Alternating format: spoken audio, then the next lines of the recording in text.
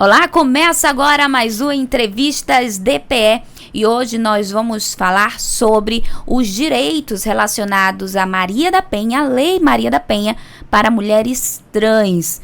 Para debater sobre este assunto, eu converso agora com o subdefensor público de Roraima, Natanael Ferreira. Seja bem-vindo. Olá, obrigado pela oportunidade de a gente conversar sobre esse tema que é muito importante, né? A gente vive num estado de bastante violência contra a mulher e esse tema é sempre atual.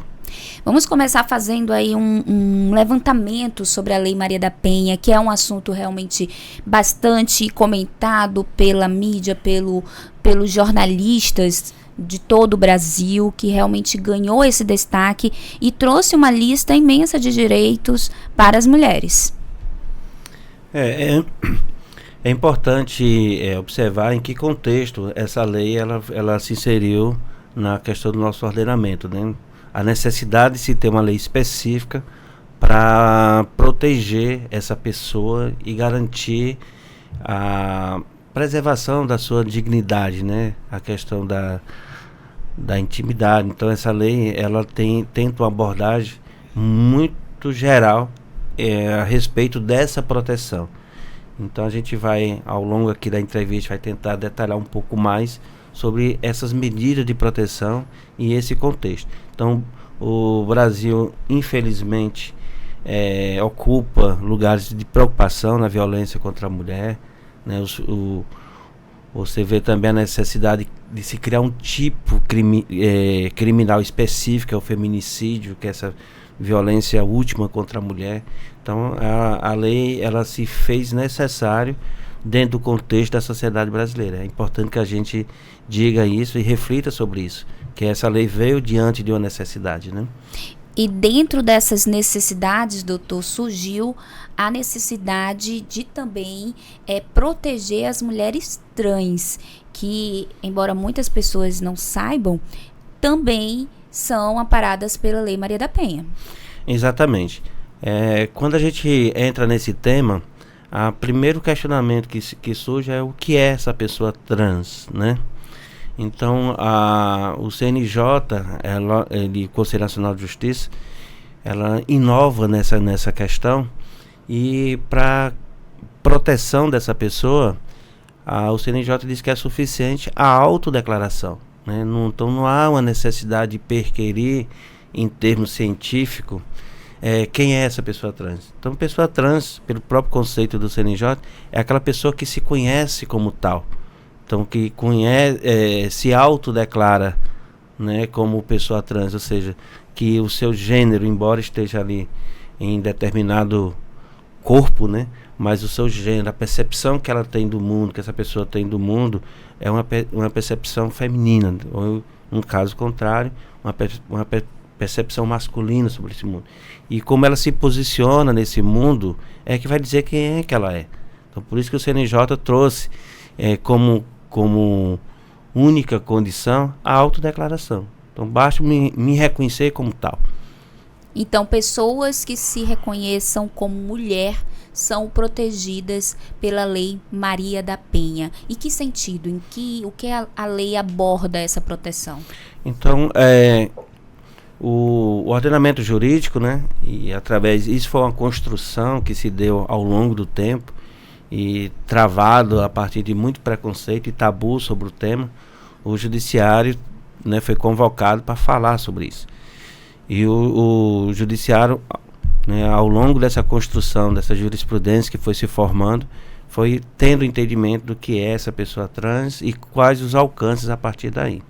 Então, assim, o direito, ele não reconhece a dignidade da pessoa humana pela metade, né? Então a gente tem que partir desse pressuposto.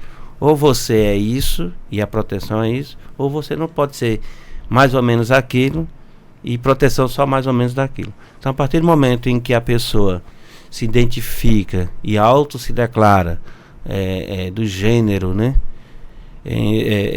Que diz que é uma pessoa, se entende como pessoa trans, a proteção é integral. A mesma proteção no caso de uma mulher em relação à violência sofrida, tanto violência psicológica, moral, financeira, né, que como foi dito antes, a Lei Maria da Penha traz essa proteção integral, então também preserva a questão da violência psicológica e emocional dessa mulher. Então toda essa rede de proteção, também é interessante que se diga isso, que não é só a lei, mas a rede de proteção que foi criada em torno de preservar a dignidade dessa mulher também alcança a pessoa trans. Então as medidas de proteção, por exemplo, é um dos alcances dessas medidas, né? E aí nós temos algumas medidas de proteção que vai desde o afastamento da pessoa do lar, a proibição de frequentar determinados ambientes, a questão de suspensão de porte de armas, a fixação de alimentos provisórios. Então é um conjunto de medidas que vai promover essa proteção dessa pessoa. E a pessoa trans, a mulher trans, ela vai ter os mesmos cuidados e as mesmas proteção, a mesma rede de proteção que uma mulher. A lei nesse ponto não faz distinção do reconhecimento biológico, né, que a pessoa biologicamente é uma mulher, ou essa autodeclaração. É mulher e como tal merece proteção.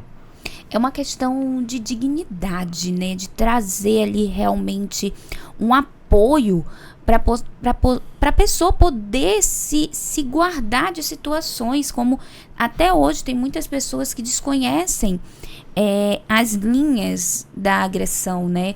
Que como o senhor falou, tem a patrimonial, tem a psicológica. Então, ter esse conhecimento que a pessoa pode ser protegida de tal forma é de grande importância, né, para trazer essa dignidade. E é aí que entra a Defensoria Pública, porque a pessoa que se sentir de alguma forma agredida pode buscar a Defensoria. Exatamente. Hoje essa proteção, ela se espalha por uma rede de proteção. Então não é só a Defensoria, não é só o Poder Judiciário, não é só o Ministério Público. Existe uma gama de parceiros nessa rede para promover essa proteção. A questão de um afastamento ali da vítima do lar, você vai ter um local de proteção que a pessoa não sabe a sua localização. Então essa mulher trans, ela vai ter, né, toda essa proteção, todo esse acolhimento como mulher força, como você colocou, né? O que se protege aqui é a dignidade, é o que você é na sua essência, né? E isso merece uma proteção, porque a desconformidade com o que você é e como a sociedade te reconhece, às vezes traz um sofrimento muito profundo, essa discordância, né? E a sociedade também abrir para esse acolhimento é fundamental, né? A gente percebe que essa violência, e quando a pessoa vai se reconhecendo, é um processo lento e doloroso, né? A pessoa fazer esse auto-reconhecimento não é um processo fácil, né? A gente vê a necessidade de um apoio, às vezes psicológico, até psiquiátrico, para que essa pessoa consiga fazer essa travessia de forma menos dolorosa, né? Porque sofrer vai sofrer. Então, doutor, deixa eu entender. Para mulheres trans que de repente sofram esse tipo de agressão dos pais, por exemplo, do pai em específico, também está protegido pela Lei Maria da Penha? A violência como tal, ela fala do ambiente familiar, né? Então, assim, é uma violência que ocorre dentro do âmbito familiar, seja quem for. Então, às vezes a gente pensa que a Lei Maria da Penha é só contra o parceiro agressor, mas é contra o familiar agressor. Então, a mãe que sofre ali constante violência, muitas vezes financeira, né? A gente vê a situação dos aposentados que tem praticamente a sua remuneração subtraída e administrada pelo filho, que faz gastos indevidos. Então, essa lei ela vem proteger dentro do ambiente familiar, não só a relação homem-mulher, né, mulher-homem, mas nesse ambiente familiar que nasce essa violência. É aí que vai nascer essa proteção. Então, tanto da mãe em relação ao filho, o parceiro em relação ao parceiro, ao companheiro. Então, é dentro desse ambiente que nasce essa proteção. Olha só que informação importante, né, que a gente acabou de obter nesse momento.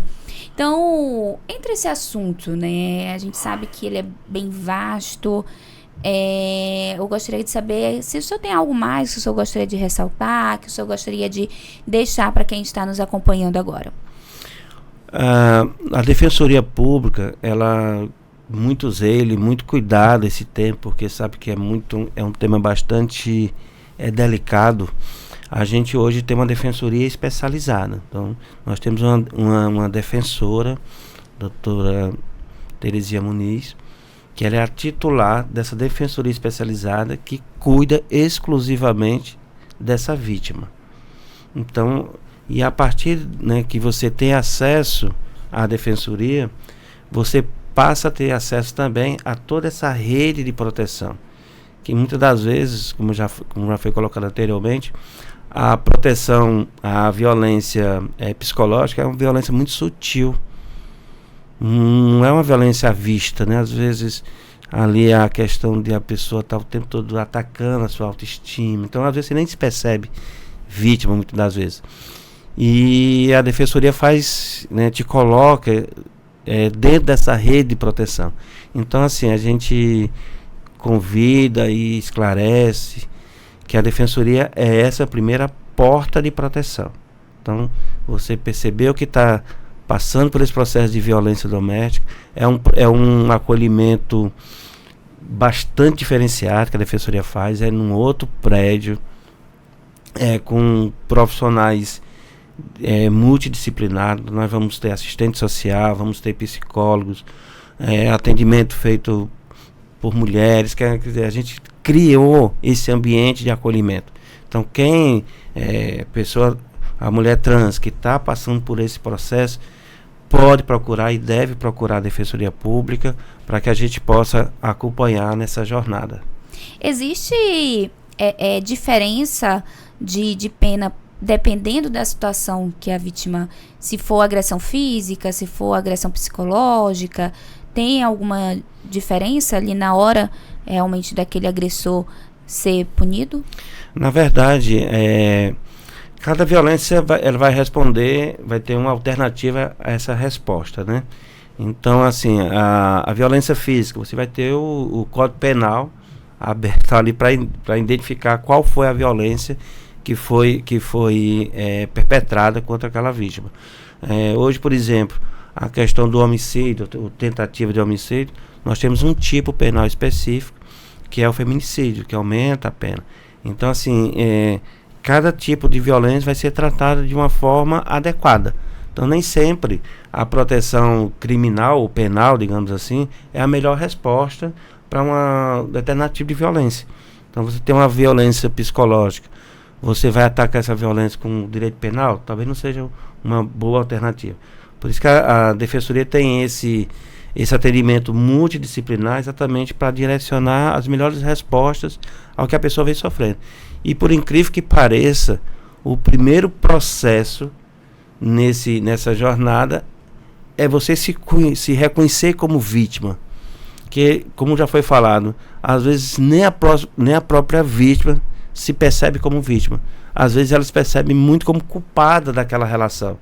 Eu que fui culpado, porque eu não fui isso, eu não soube entender, fulano de tal, ele precisava de ajuda e eu não soube ajudar. Então, olha só, às vezes a vítima, ela se coloca muito no papel de culpada do que como vítima.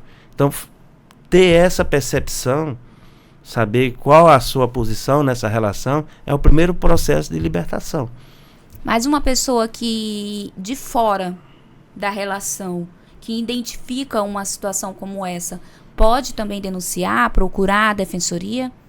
Não, nós estamos diante, no primeiro momento que a gente falou, a gente está diante de uma violência gerada no ambiente familiar, no ambiente doméstico, assim, familiar. Então, às vezes é uma questão muito íntima. A pessoa que vai perceber, essa pessoa pode ser ajudada a perceber? Pode. Mas uma terceira pessoa estranha tudo aquilo ali.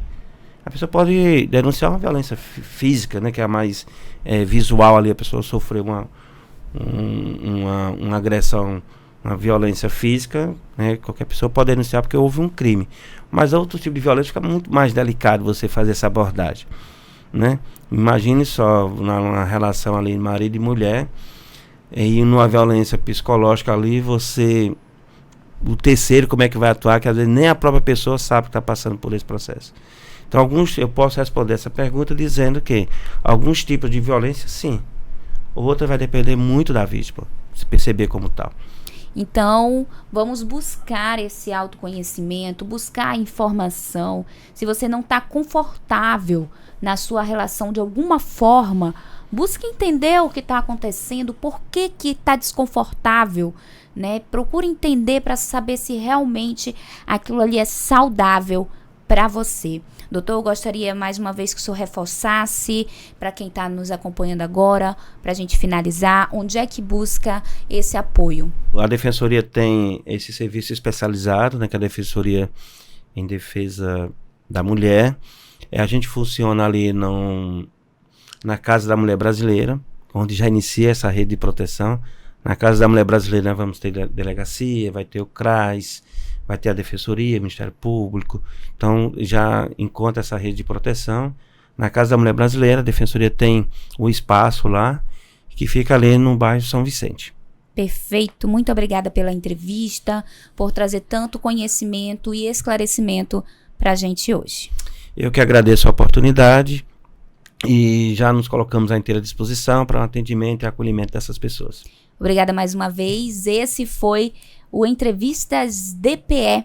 Se você gosta de acompanhar assuntos de interesse público, basta nos escutar pelo Deezer, Spotify e YouTube.